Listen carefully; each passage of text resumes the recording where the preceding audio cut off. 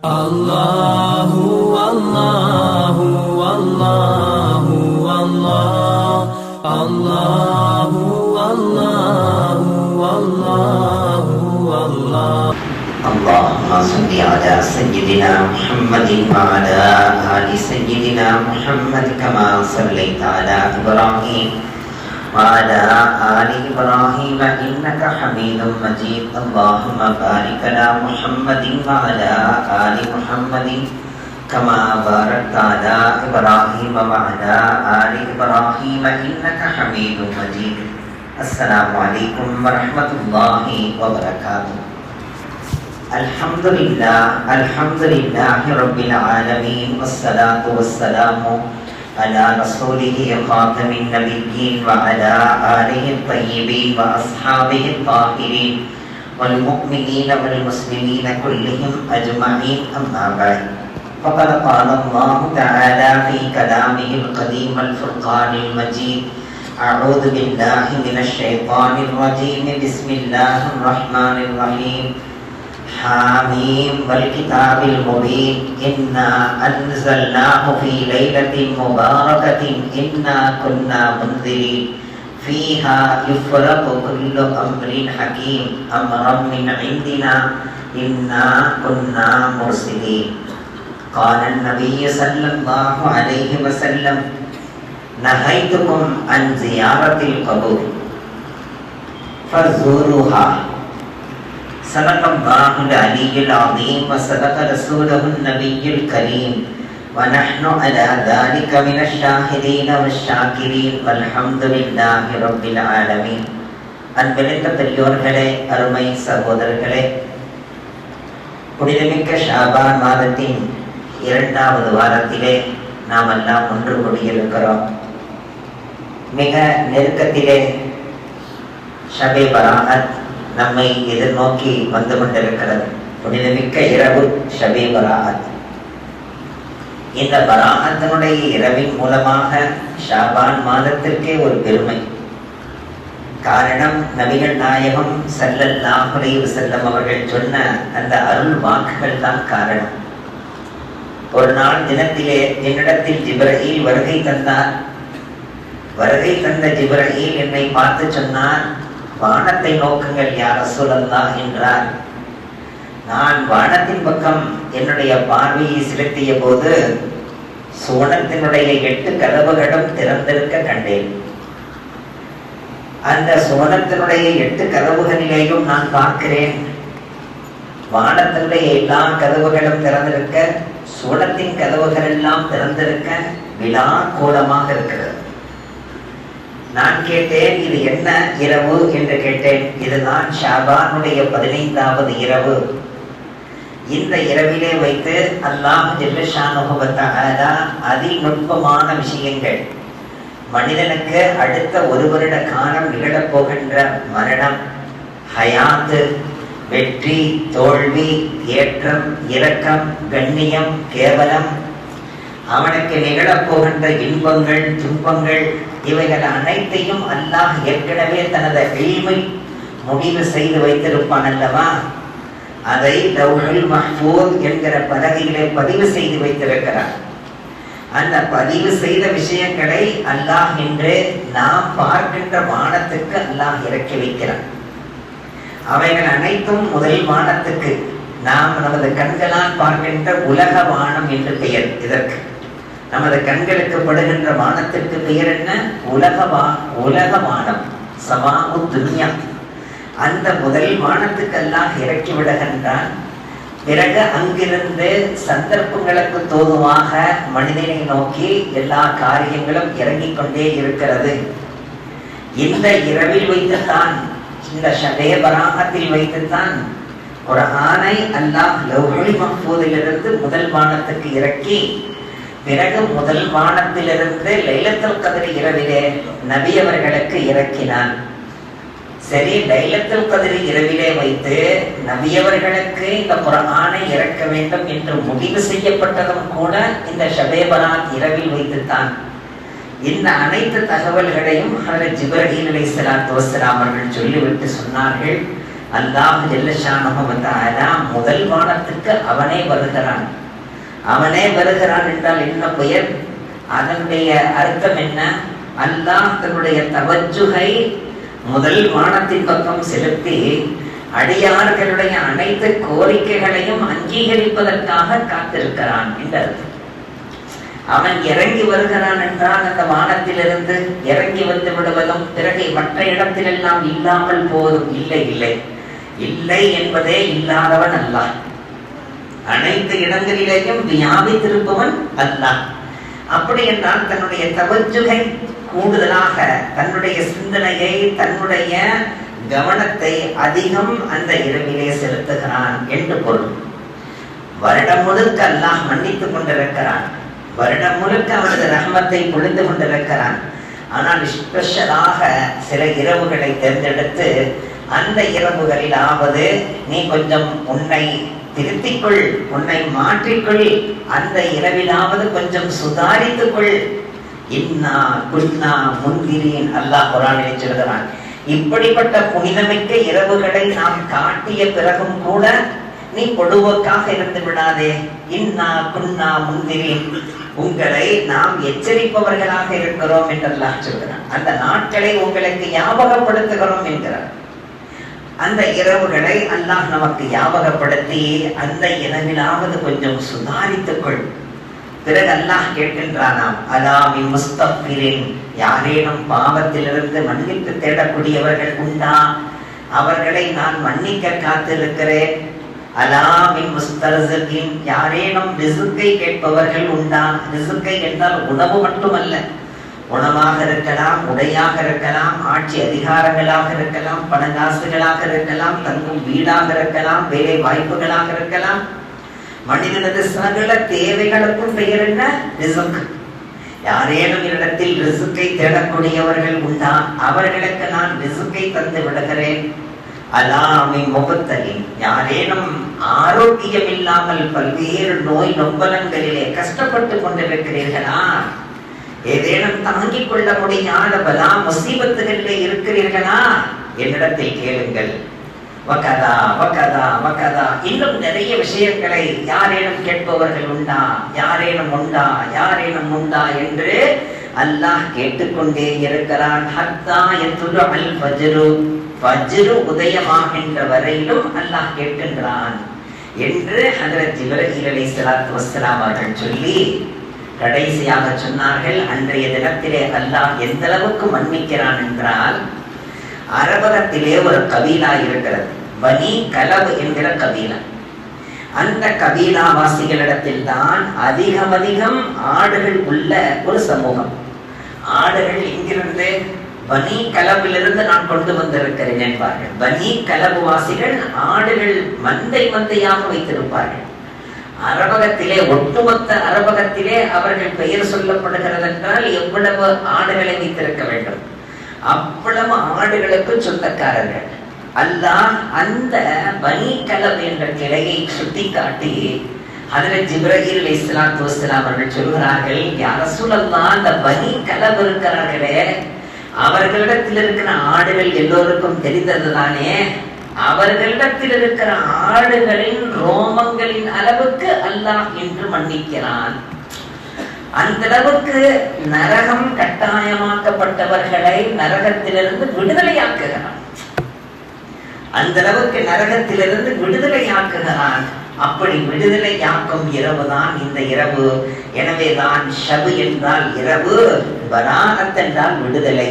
விடுதலை தரப்படுகின்ற இரவு, விடுதலை கிடைக்கின்ற இரவு என்று ஜிப்ரீல் அலைஹிஸ்ஸலாத்து வஸ்ஸலாம் அவர்கள் சொன்னதின் பேரில் தான் அதற்கு பெயர் வந்தது ஷபே பராஅத் என்று.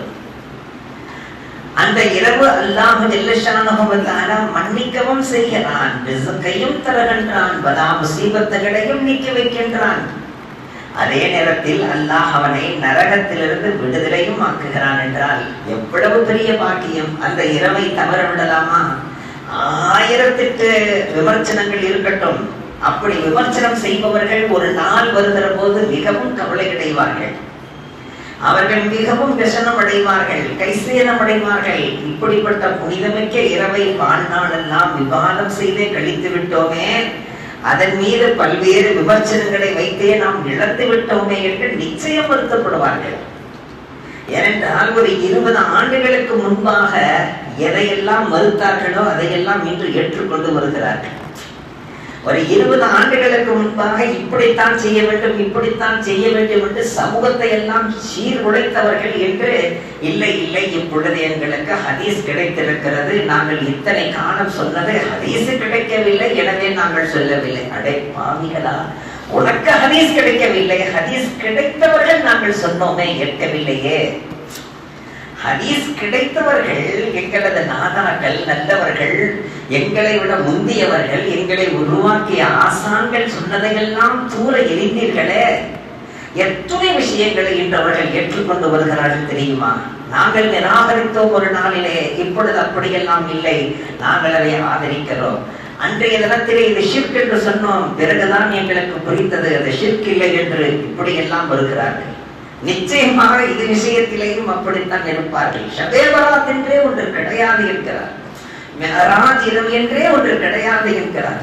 அல்லாஹ் பாதுகாக்க வேண்டும். பெரியவர்களே சொல்வார்கள், கிதாபிலே நைசாப்பூரிலே இருக்கக்கூடிய ராட்டனம் சுத்தக்கூடிய ராட்டம் என்று சொல்வார்கள். நூல் கண்டு சுற்றி இருக்கின்ற கிளவி இருக்கல்லவா, நூல் கண்டு சுற்றி அந்த நூல் கண்டை கொண்டு போய் விற்கின்ற கிழவை கூட நான் கியாம நாளையில எந்த கஷ்டமும் இல்லாமல் சுமணம் போய் விடுவான். ஆனால் அதையும் இதையும் தெரிந்து கொண்டு நிறைய விவாதங்களிலே ஈடுபட்டவன் பிரச்சனையிலே அங்கே இருப்பான் என்று கிதாபிலே எழுதுகிறார்கள். என்ன காரணம் தெரியுமா? அந்த பெண்ணுக்கு ஒண்ணுமே தெரியாது. லா இலாஹ இல்லல்லாஹ் முஹம்மது ரசூலுல்லாஹ். தனக்கு என்ன சொன்னார்களோ அல்ஹம்துலில்லாஹ், என்னை விட உயர்ந்தவர்களாக பார்க்கிறேன், என்னை விட மிகப்பெரிய அறிஞர்களாக பார்க்கிறேன், மிகவும் தக்வா தஹாரத்தோடு பார்க்கிறேன், நீங்கள் சொல்வதை நான் ஏற்கிறேன், அமல் செய்கிறேன். அந்த பெண்மணிக்கு குழப்பமே இல்லாமல் போய்விடும். இது ஏன் அப்படி, அது ஏன் இப்படி, ஏன் இப்படி இருக்கக்கூடாது, ஏன் அப்படி இருக்கக்கூடாது, அப்படி இருந்தால் என்ன, இப்படி இருந்தால் என்ன, இவன் நாளை கியாம நாளையிலே பதில் சொல்லித்தான் ஆக வேண்டும். அல்லாஹ் அங்கே வைத்து கேட்பான், ஏன் அப்படி இருந்தால் என்ன, இப்படி இருந்தால் என்ன, இப்பொழுது நான் சொல்ல போகிறேன், ஏன் இப்படி இருந்தால் என்ன என்று சொல்லும் போதுதான் இத்தனை காலங்களும் விவாதத்திலே கழித்து வீணாகி விட்டோமே என்கிற கவலை ஏற்படும். எனவே இது போன்ற புனித இரவுகளை நாம் மதிக்க வேண்டும். அந்த புனித இரவுகளுக்கு தர வேண்டிய கண்ணியங்களை நாம் தர வேண்டும். ஏனென்றால் நபிகள் நாயகம் ஸல்லல்லாஹு அலைஹி வஸல்லம் அவர்கள் அன்னை ஆயிஷாவோடு சேர்ந்து உறங்கிக் கொண்டிருக்கிறார்கள். இந்த ஹதீஸை எல்லாம் நிராகரிக்கவே முடியாத அவ்வளவு சஹீஹான ஹதீஸை சொல்கிறேன். நபி அவர்கள் ஆயிஷாவோடு சேர்ந்து உறங்கிக் கொண்டிருக்கிறார்கள். நடி இரவு திடீரென ஆயிஷா அம்மா புரண்டு படுக்கிறார்கள். நபி அவர்களை காணவில்லை. எங்கே போயிருப்பார்கள் நபி அவர்கள்? இந்த நடுச்சாமத்திலே நபி அவர்களை காணவில்லையே. ஆயிஷாவுடைய சிந்தனையிலே வந்தது வேறொரு ஒரு கால் இன்னொரு மனைவியிடத்திலே. இன்று நம்மிடத்தில் தங்க வேண்டிய இரவு நம்மிடத்தில் தங்காமல் வேறு யாரிடத்திலாவது சென்றிருப்பார்களோ? இந்த விஷயத்திலே கவலையிலே வெளியே நான் புறப்பட்டு வந்தேன். அங்கும் இங்கும் தேடிக்கொண்டே இருந்தேன். கடைசியாக ஜன்னத்துல் பக்கீலே வைத்து நபிகள் நாயகம் ஸல்லல்லாஹு அலைஹி வஸல்லம் அவர்கள் அழுது கொண்டிருந்தார்கள், துஆ செய்து கொண்டிருந்தார்கள். அவர்களது கண்கள் எல்லாம் கண்ணீர் குளமாக இருந்தது, தாடியெல்லாம் நனைந்திருந்தது. கண்ணீர் தாடியின் வழியாக சொட்டிக் கொண்டிருந்தது. நான் அதை பார்த்த மாத்திரத்தில் நபி அவர்கள் இங்கேதான் இருக்கிறார்கள், வேறெங்கும் போகவில்லை என்கிற மன ஆறுதலோடு நபி அவர்கள் என்னை பார்ப்பதற்குள்ளாக நாம் வீடு போய்விடலாம் என்று வந்தேன். ஆனால் நபி அவர்கள் நான் வந்ததையும் திரும்பி போவதையும் பார்த்துவிட்டு நபி அவர்களும் வேகமாக ஓடி வந்தார்கள். நான் வீட்டுக்குள் நுழைகிறேன், நபி அவர்களும் உள்ளே வந்து விட்டார்கள். உள்ளே வந்தவர்கள் கேட்டார்கள், ஆயிஷா, உனக்கு நான் ஏதேனும் துரோகம் செய்திடுவேன் என்று நினைத்தாயா? நான் இங்கேனும் வேறெங்கேனும் சென்று விட்டேன் என்று நினைத்தாயா? இல்லை இல்லை, அப்படி நினைக்காதே. இன்றைய தினம் எப்படிப்பட்ட இரவு தெரியுமா? இந்த இரவிலே ஜிப்ரீல் என்னிடத்தில் வருகை தந்து அல்லாஹ் மன்னிக்கின்ற அந்த மன்னிப்பின் விசாலத்தை சொல்லிவிட்டு சென்றார். எனவே நான் ஜன்னத்துல் பக்கீலே சென்று அங்கே அடக்கம் பெற்றிருக்கின்ற பத்ரீன்கள், ஷுஹதாக்கள், அங்கே என்னுடைய தோழர்கள் எல்லாம் அங்கே அடக்கம் பெற்றிருக்கிறார்களே, அவர்களை நினைத்து அவர்களுக்காக வேண்டி நான் மஃபிரத்துக்கு துஆ செய்து விட்டு வந்தேன் என்றார்கள் நபிகள் நாயகம் ஸல்லல்லாஹு அலைஹி வஸல்லம். அந்த சுன்னத்தை பின்பற்றித்தான் ஷபே பராத்தின் இரவிலே நம்முடைய சொந்தங்கள், நம்முடைய அன்பர்கள், நண்பர்கள் இறந்திருக்கும் அந்தந்த இடத்திலே அவர்கள் அடக்கம் பெற்றிருக்கிற இடக்கம் சென்று அவர்களுக்காக வேண்டியே நாம் துஆ செய்து வருகிறோம். அந்த அமலை நிறைவேற்றுவதற்காக வேண்டி நமக்கு அருகாமையில் இருக்கக்கூடிய ஏதேனும் ஒரு கபரஸ்தானத்திற்கு சென்று அங்கே அந்த அமலை, அந்த சுன்னத்தை நிறைவேற்றுகிற வகையிலே அங்குள்ளவர்களுக்கெல்லாம் நாம் நன்மையை எத்தி வைத்துவிட்டு வந்தாலே போதுமானது. அதற்காக வேண்டி வண்டி கட்டி எல்லோரையும் அழைத்து கொண்டு ஒரு காலம் சொல்வார்கள், வாங்க மாட்டு வண்டி கட்டிக்கிட்டு போவார்கள். அப்படி ஒரு வண்டியை ஏற்பாடு செய்து எத்தனை கபரஸ்தானங்கள் இருக்கிறதோ அனைத்தையும் போய் ஜியாரத் செய்ய வேண்டும்.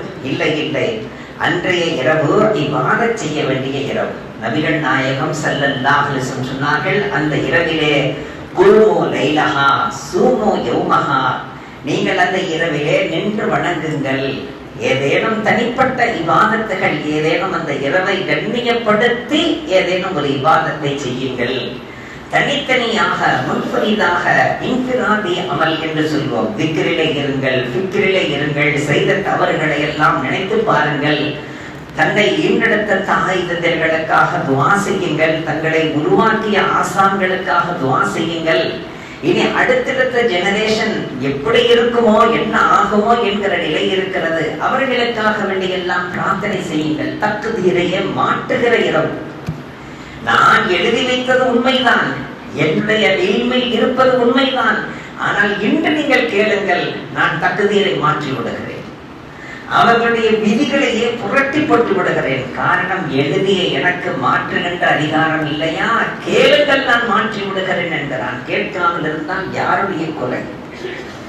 எனவே அந்த இரவிலே இபாதத் செய்ய வேண்டிய இரவிலே ஜாலியாக அந்த கபரஸ்தானம் போய் அங்கு ஒரு டீ, பிறகு இந்த கபரஸ்தானம் சென்று அங்கே ஒரு டீ, பிறகு இந்த கபரஸ்தானம் சென்று இங்கே ஒரு டீ, கிட்டத்தட்ட 18 டீ ஆகி போச்சுங்கன்னு சொல்றாரு. காலையிலே ஃபஜ்ருக்கு வராமல் தூங்கி விடுகிறார். எது அவர் மீது கட்டாய கடமையோ அதை நிறைவேற்றாமல் போய்விடுகிறார். எனவே ஜியாரத்தை செய்ய வேண்டும். நபிகள் நாயகம் ஸல்லல்லாஹு அலைஹி வஸல்லம் சொன்னார்கள், நஹைதுகும் அன் ஜியாரத்தில் கபூர், உங்களை கபர்களை ஜியாரத் செய்வதை நான் தடை செய்திருந்தேன். ஆனால் இப்பொழுது சொல்கிறேன், உங்களது ஈமான் வலுவாகிவிட்டது, பலமாகிவிட்டது. நிச்சயமாக உங்களது கல்விலே சந்தேகம் வராது. நான் துவக்க காலத்திலே ஏன் தடை செய்திருந்தேன் தெரியுமா? உங்களை நான் அந்த நேரத்தில் தடை செய்யாமல் இருந்திருந்தால் நீங்கள் ஈமான் கொண்ட புதுசிலே சொல்லி இருப்பீர்கள், நாங்கள் நிற்க வைத்து சிலைகளை வணங்கினோம், முஸ்லிம்கள் எல்லாம் படுக்க வைத்து சிலைகளை வணங்குகிறார்கள் என்று நீங்கள் சொல்லிவிடுவீர்கள். உங்களுக்கு ஈமான் இப்பொழுது பலமாகிவிட்டது. நிச்சயமாக ஜியாரத் செய்ய போகின்ற இடத்திலே அங்கே அடக்கம் பெற்றிருப்பவர்களை வணக்கம் செய்கிறோம் என்கிற எண்ணம் உங்களுக்கு வராது. அதை இபாதத்தாக நீங்கள் கருத மாட்டீர்கள், அதை நீங்கள் ஜியாரத்தாகத்தான் கருதுவீர்கள். அந்த அளவுக்கு உங்களுக்கு ஈமான் வலுவாகிவிட்டது. ஷிர்க் என்பது உங்களிடத்தில் நிகழாது, நம்பிக்கை இருக்கிறது. ஜுருஹா, நீங்கள் போங்கள், ஜியாரத் செய்யுங்கள். துஸஹிது ஃபித் துன்யா வ துதக்கிருல் ஆখিরাহ, அது உங்களுக்கு இந்த உலக வாழ்க்கை அற்பமானது, சொற்பமானது, எந்த நேரத்திலும் முடியக்கூடியது என்கிற எண்ணத்தை அது உண்டாக்கும். கபர்களை எல்லாம் பார்க்கிற போது அந்த எண்ணம் தானே உருவாக வேண்டும். அந்த எண்ணத்தை அது உருவாக்கும். அது மட்டுமல்ல, மறுமையை நினைவுபடுத்தும், ஆகிரத்தை நினைவுபடுத்தும், மௌத்தை நினைவுபடுத்தும். இந்த உலகம் எதற்கும் உரியதல்ல. இந்த உலகத்தை வைத்து மறு உலகத்தை சம்பாதிக்கலாமே தவிர இந்த உலகம் எதற்கும் உரியதல்ல. அது நிரந்தரமானதல்ல. எந்த சுகங்களும் நிரந்தரமானதல்ல, எந்த சொத்துகளும் நிரந்தரமானதல்ல, எந்த பெருமைகளும் நிரந்தரமானதல்ல, எந்த ஆட்சி அதிகாரங்களும் நிரந்தரமானதல்ல. எந்த நேரத்திலும் நொடி பொழுதில் முடிந்து போகக்கூடியது என்பதை அது நினைவுபடுத்தும். நீங்கள் போங்கள் என்றார்கள் நபிகள் நாயகம் ஸல்லல்லாஹு அலைஹி வஸல்லம். சொன்னார்கள், மன் ஸார கப்ர அபவைஹி, யார் தன்னுடைய தாய் தந்தையர்கள் இருவரும் அடக்கம் பெற்றிருக்கும் இடத்திற்கு ஒவ்வொரு ஜும்ஆவிலேயும் செல்கிறாரோ, இல்லை 2 நபர்களிலே ஒருவர் ஹயாத்தாக இருக்கிறார், ஒருவர் மட்டும்தான் இறந்திருக்கிறார், அந்த ஒருவரின் இடத்துக்கு செல்கிறாரோ அல்லாஹ் அவர் செய்த பாவங்களை எல்லாம் மன்னித்து எல்லா பாவங்களையும் மன்னிப்பானா. பிறகு அவர் தாய் தந்தையர்களுக்கு முழுமையாக வழிபட்டு நடந்த அந்த மகன் என்று அல்லாஹ் எழுதுவான். தாய் தந்தையர்களை மீறியவன் அல்ல, தாய் தந்தையர்களின் உள்ளங்களை நோவிலைப்படுத்தியவன் அல்ல, தாய் தந்தையர்களுடைய உள்ளத்தை கஷ்டப்படுத்தியவன் அல்ல, தாய் தந்தையர்களின் பொருத்தம் பெற்றவன் என்ற லிஸ்டிலே அல்லாஹ் எழுதுவான். ஏங்க நான் எங்கே போகிறது, என் தந்தை எங்கோ அடக்கம் பெற்றிருக்கிறார், என் தாய் எங்கோ அடக்கம் பெற்றிருக்கிறார்கள், ஒவ்வொரு வாரமும் நான் போக முடியுமா என்று கேட்பது தெரிகிறது. அப்படிப்பட்டவர்கள் ஒவ்வொரு வெள்ளிக்கிழமையும், குறைந்தபட்சம் ஒவ்வொரு வெள்ளிக்கிழமையும் யாசின் சூராவை ஓதி, குல் ஹுவல்லாஹவை ஓதி, குல் அஊது பிரப்பில் ஃபலக்கை ஓதி, நாஸை ஓதி, நம்மால் என்ன ஓத முடியுமோ அதை ஓதி, யா அல்லாஹ் இந்த நன்மையை என்னுடைய தாய் தந்தையர்களுக்கு சேர்த்து வைப்பாயாக, என்னுடைய தாய் தந்தையர்களின் தாய் தந்தையர்களுக்கு சேர்த்து வைப்பாயாக. என்னை ஈண்டெடுத்த தாய் தந்தையர்கள் அவர்கள் வெளி உலகத்தை காட்டியவர்கள், ஆனால் எனக்கு ஹிதாயத்தை தந்தவர்கள், எனக்கு ஈமானை தந்தவர்கள், எனக்கு இஸ்லாத்தை போதித்தவர்கள், ஆசான்கள், குருமார்கள், ஷேகுமார்கள், அவர்களுக்கும் சேர்த்து வைப்பாயாக. இந்த மார்க்கத்துக்காக வேண்டி ஷஹீதான சுகதாக்களுக்கெல்லாம் சேர்த்து வைப்பாயாக. யாரெல்லாம் இந்த மார்க்கம் கொண்டு போய் சேர்க்கப்பட வேண்டும் என்று பட்டிலொட்டிகள் எல்லாம் வேலை செய்தவர்கள், தாய்கள் இருக்கிறார்கள், அவர்களுக்கு கொண்டு போய் சேர்த்து வைப்பாயாக. யாரெல்லாம் ஒரு முஸ்லிம் இன்னொரு முஸ்லிமை அவன் முஸ்லிமாக வாழ வேண்டும் என்று ஆசைப்பட்டு அவர் முஸ்லிமாக இல்லாமல் இருக்கிறாரே என்று அவர் மீது கவலைப்பட்டு வீடு வீடாக சென்று அவர்களை இஸ்லாமியராக வாழ வைக்க முயற்சித்து பிறகு இறந்து போனார்களோ அவர்களுக்கு நீ சேர்த்து வைப்பாயாக. இனி உலக வரலாறிலே உலகத்திலே எங்கெங்கெல்லாம் நாம் அறிந்தோ அறியாமலோ மூளை முடுக்கெல்லாம் அடக்கம் பெற்றிருக்கிறார்கள் முஸ்லிம்கள், அவர்களுக்கெல்லாம் சேர்த்து வைப்பாயாக. இனி உலகத்திலே பிறந்து அதற்கு பிறகு மரணிப்பார்கள் அல்லவா கியாமத் நாள் வரையிலும், அவர்களுக்கெல்லாம் சேர்த்து வைப்பாயாக என்று ஒவ்வொரு நாளும் நாம் செய்ய வேண்டும். இல்லை என்றால் குறைந்தது வாரத்தில் ஒரு நாள் வெள்ளிக்கிழமையாவது செய்ய வேண்டும். இதை நபியவர்கள் சொல்லும் போது உங்களை ஈண்டெடுத்த தாய் தந்தையர்கள் இருவரோ அல்லது இருவரில் ஒருவரோ அவருடைய கபரை நீங்கள் வாரத்தில் ஒரு முறை நீங்கள் ஜியாரத் செய்து அவர்களுக்கான நன்மைகளை அனுப்பி வைத்தால் அவர்களது குற்றங்கள் எல்லாம் மன்னிக்கப்பட்டு தாய் தந்தையர்களுக்கு வழிபட்டு நடந்த மனிதன், தாய் தந்தையர்களுக்கு வழிபட்டு நடந்த மகன் என்று எழுதப்படும். எவ்வளவு பெரிய பாக்கியம்! நபிகள் நாயகம் ஸல்லல்லாஹு அலைஹி வஸல்லம் இடத்திலே ஒரு சஹாபி வந்தார். யா ரசூலல்லாஹ், என் தாயும் தந்தையும் பக்கத்தில் இல்லை. இன்று எத்தனையோ வணிகர்கள் நான் கேட்டிருக்கிறேன், எத்தனையோ செல்வந்தர்கள் சொல்ல நான் கேட்டிருக்கிறேன்.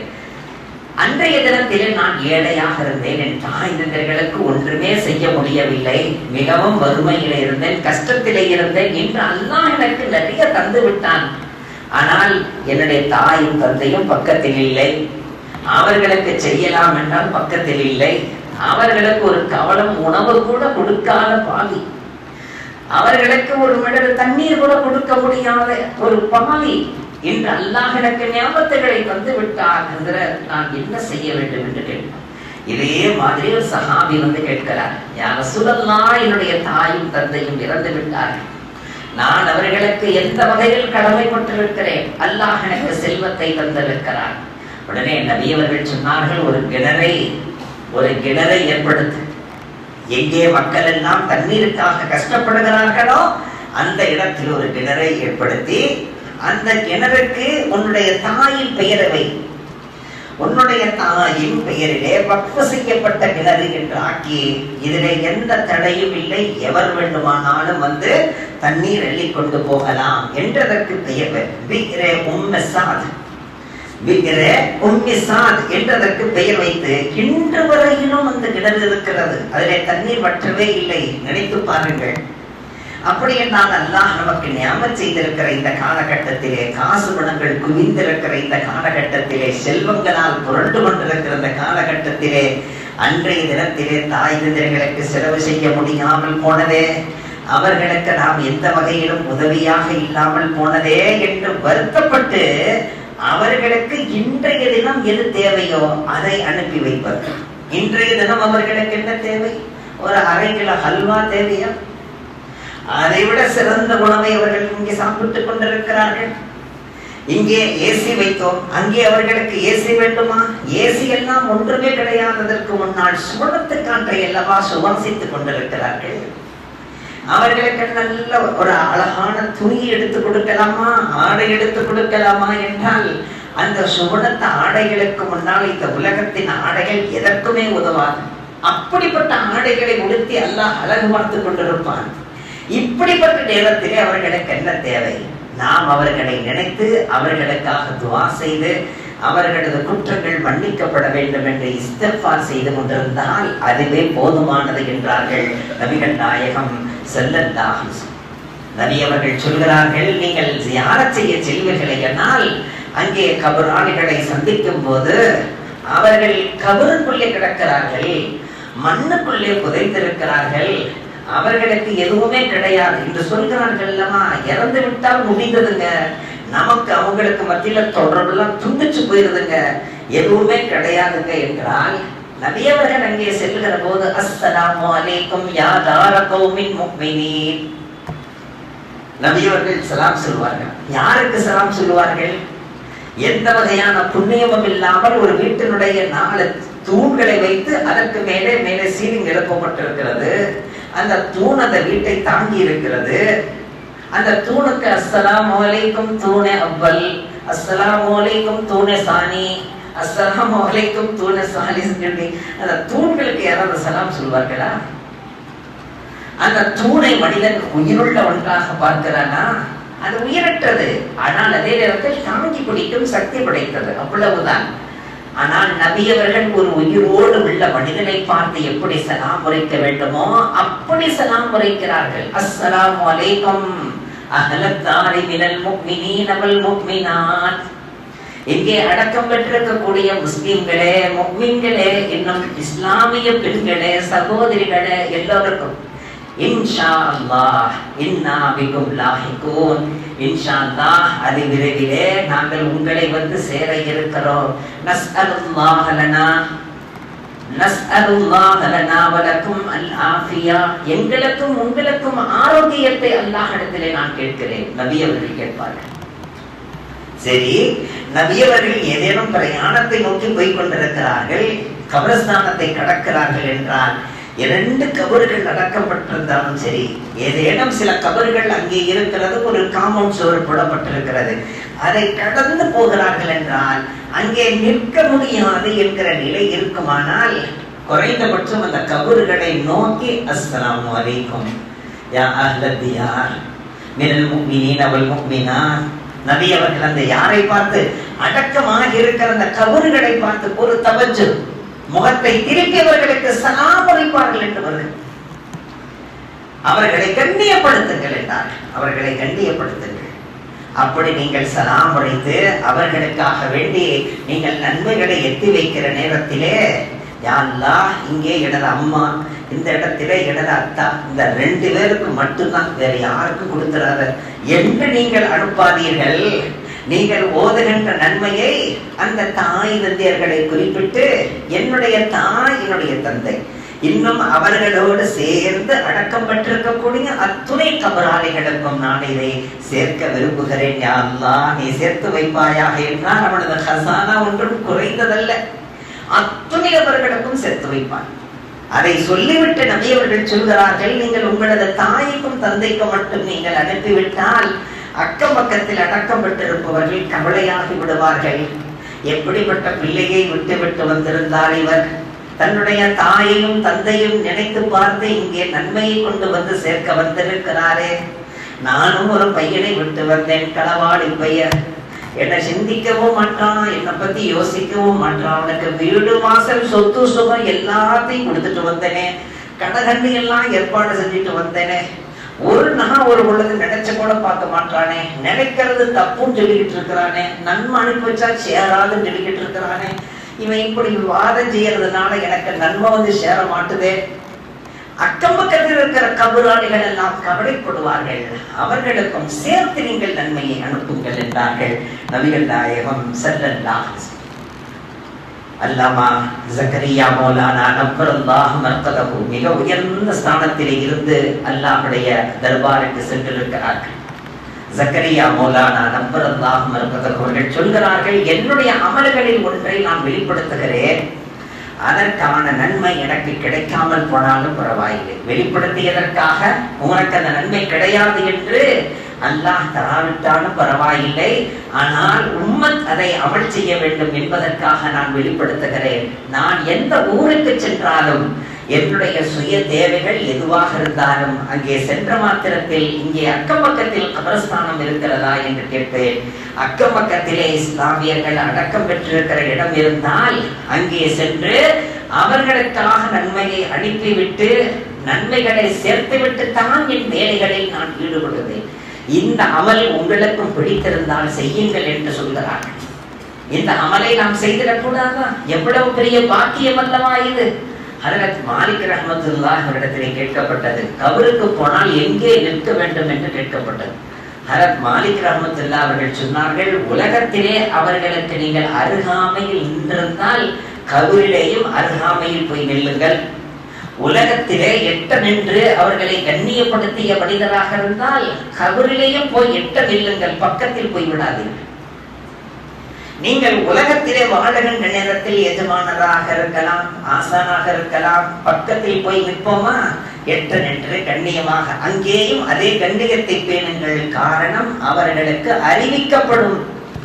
உலகத்துல நடுநடுங்கி தூரத்தில் நின்றா இப்ப நம்ம பக்கத்துல வந்து நிக்கிறான்னு நினைப்பார். ஆனால் பக்கத்தில் நின்றிருந்த ஒரு மனிதனாக இருந்தால் தூரமாக நிற்காதீர்கள். அப்பொழுதும் அவருக்கு அறிவிக்கப்படும், எவ்வளவு கொஞ்சம் குலாவியவன் பக்கத்துல நின்று என்று அவ்வளவு பாசமா பேசுறவன் இன்னைக்கு மௌத்தா போயிட்டதுனால அங்கே இருந்து அப்படியே போறானே என்று கவலைப்படுவார்கள். எனவே நீங்கள் எப்படி நடந்தீர்களோ அப்படி நடங்கள் என்றார். நினைத்து பார்க்கிறோம், நபிகள் நாயகம் ஸல்லல்லாஹு அலைஹி வஸல்லம் அவர்களுடைய கபரே முபாரக்குக்கு அன்னை ஆயிஷா அம்மா வருகிற போது பர்தா இல்லாமல் வந்தார்கள். அடுத்து ஹஜ்ரத் அபூபக்கர் சித்தீக் ரலியல்லாஹு தன்னுடைய கபரே முபாரக்குக்கு எந்த பர்தாவும் இல்லாமல் வந்தார்கள். ஹஜ்ரத் உமர் ரலியல்லாஹு தஆலா அவர்களுடைய கபர் அங்கே வந்தபோது தன்னை முழுமையாக மூடிக்கொண்டு அங்கே வந்தார்கள்.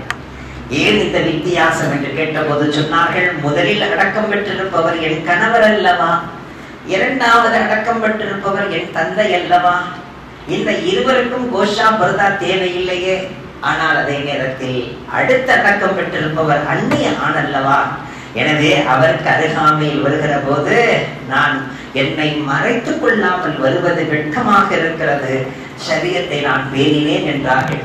ஆனால் இன்று நாம் பார்க்கிறோம், பெண்கள் ஜியாரத்துக்காக செல்லலாமா என்றால் உரிய பாதுகாப்போடு உரிய மறைப்போடு எந்த வகையான ஆடம்பரங்களும் வெளிப்படுத்தாமல் எந்த வகையான அனாச்சாரங்களுக்கும் துணை போய்விடாமல் அடுத்த ஆண்களுடைய முஃமின்களுடைய உள்ளங்கள் கெட்டு போகாமல் நபி அவர்கள் சொல்கிறார்கள், கபரை பாருங்கள் உலக ஆசையை அத்து போகும் என்று. நீங்கள் கபருக்கு வாருங்கள் ஆகிரத்தினுடைய நினைவு வரும் என்கிறார்கள்.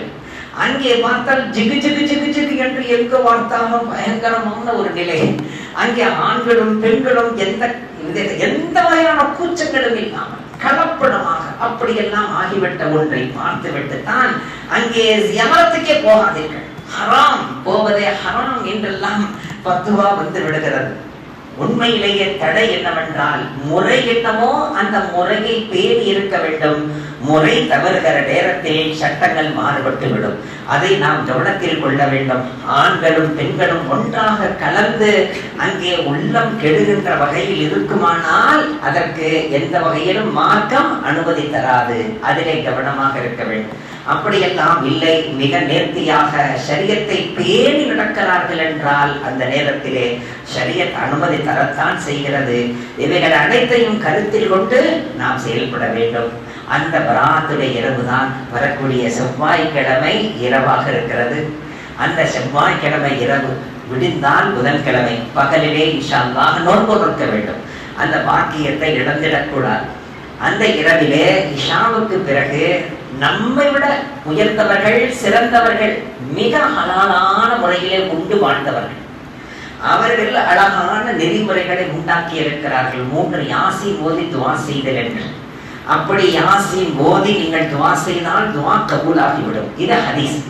அந்த ஹதீஸின் அடிப்படையில் தான் இந்த வழக்கத்தை உண்டாக்கி இருக்கிறார்கள். அதே அடிப்படையிலே நமது பள்ளியிலேயும் இஷாவுக்கு பிறகு 3 யாசீன் ஓதி நாம் துவா செய்ய இருக்கிறோம். இன்ஷா அல்லாஹ் அதிலேயும் கலந்து கொள்ளுங்கள். வல்ல ரஹ்மான் சொன்னதை கொண்டும் கேட்டதை கொண்டும் அமல் செய்யும் பாக்கியத்தை எனக்கும் உங்களுக்கும் வாரி வாரி வழங்கிடுவானார். அஸ்ஸலாமு அலைக்கும் வரஹ்மத்துல்லாஹி வபரகாத்துஹு.